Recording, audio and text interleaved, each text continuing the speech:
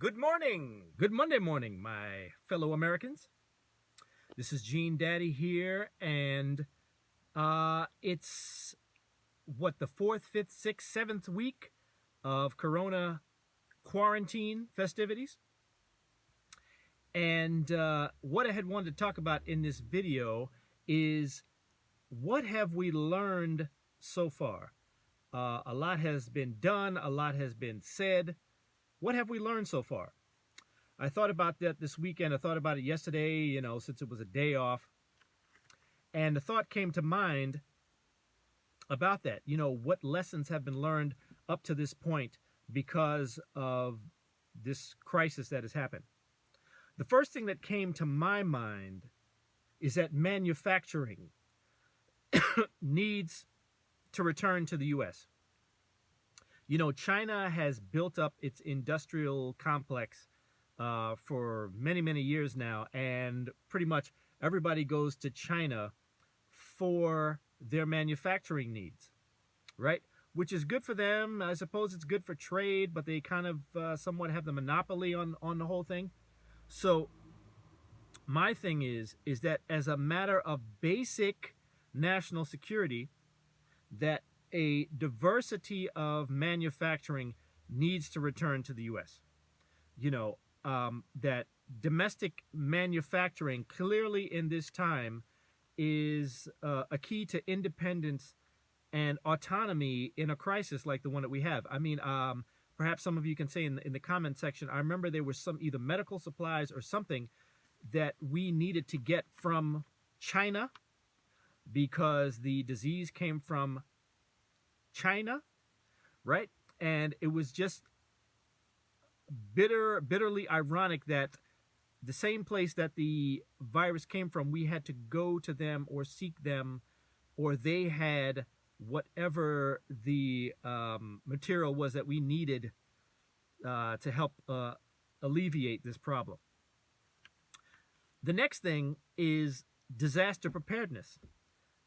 Contingency plans absolutely must become a part of protocol and policy at not only the federal, the state, but the local levels as well, because it's all of our jobs essentially.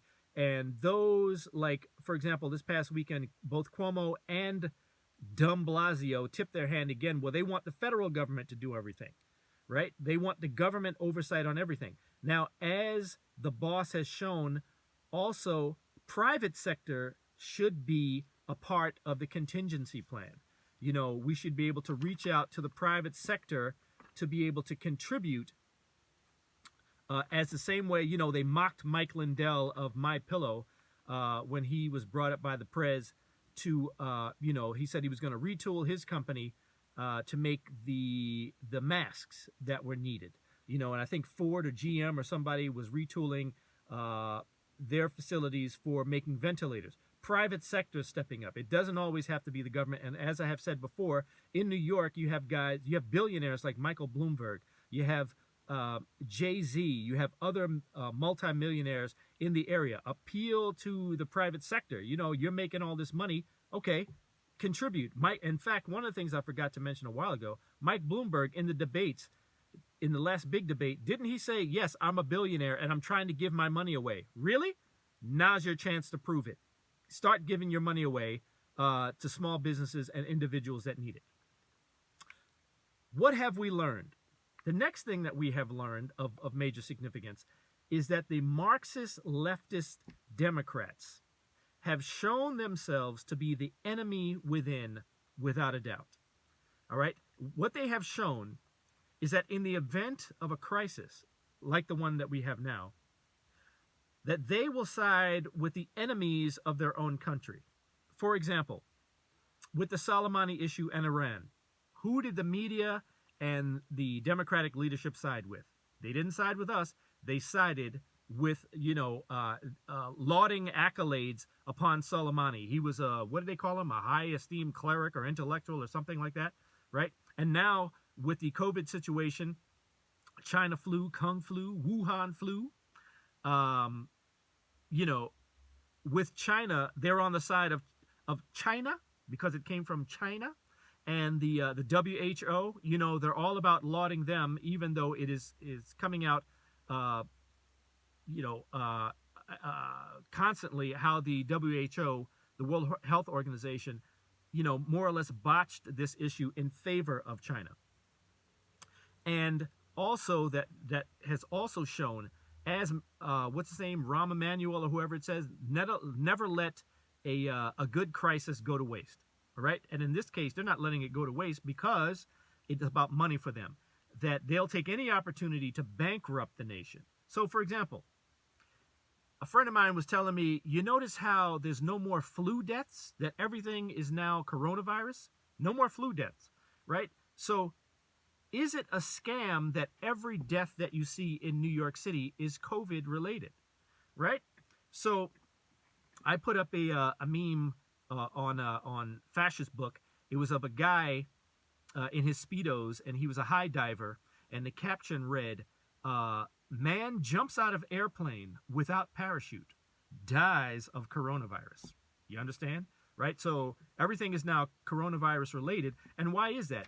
And that is to keep the funding, you know, coming into cities like New York and so forth and so on. They've got to keep that cash cow going, so everything has to be corona related. So that is a chance to bilk, you know, the government, you know, for a blank check, as it were.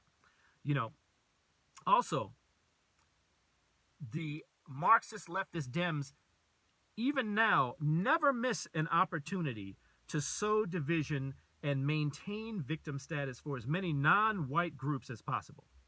For example, AOC, what was it, last week or a couple of weeks ago, the reason for the high infection rates amongst black and brown people, of course, is, say it with me, that's right, institutional racism and redlining. Never mind, as usual, personal responsibility and behavior is never part of the equation. Where was it, in California or somewhere? They had to break up a party. A bunch of black people was having some backyard party or something. And this past Saturday, day before yesterday, right, in Brooklyn, they had a big arrest. They changed, they converted a barbershop into a club, and they were having a party with 100 or so people in there. One person had a gun on him. You know, I'm surprised it made the news, but yet black people are talking, and no masks. It wasn't a masquerade ball. You know, all these people partying in New York City, but yet, you know, at the same time, you want to complain about high infection rates amongst black and brown people. The other thing that they're eager to do, suspension of rights. You know, for example, in both Michigan, what's her name, Whitmer or whatever her name is, the governor of Michigan. You know, you can't go to church, and of course, you know, they're gonna lock down on the guns, so no buying of guns. And in New Jersey also, you can't go to church, you can't buy guns, or buy grass seed or paint. You know, in Michigan, you know, you can't buy paint, but guess what? You can buy weed. You know, not that I have anything against weed, but it's you know, that kind of loophole thing. And you can buy alcohol and lottery tickets, but you can't go to church though. You know, so that's another way that they're chopping at people's rights. You know, because as we know, Marxism is also an atheistically based philosophy as well. What's another thing that we have learned? And this is probably, I would say, more important. What's her name? Kimberly Strassel of the Wall Street Journal, back on the 2nd of April, put out an article, and she brought things into perspective because she listed pretty much all the things that the boss has been doing.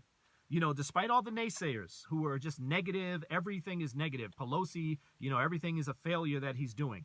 You know, the boss, being the boss, all the field hospitals that have been built, the Navy hospital ships that have been sent to California, New York, and Florida, the deregulation to aid truckers to be able to get whatever they're carrying to wherever it's got to go.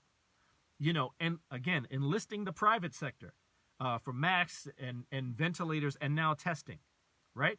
Collaborating with the scientists. You remember they were saying, even Bernie Sanders at some town hall, oh, if when asked about what he would do, You know, if I were the president, you know, I would listen to the scientists. Really? Okay. Well, that's what he's done.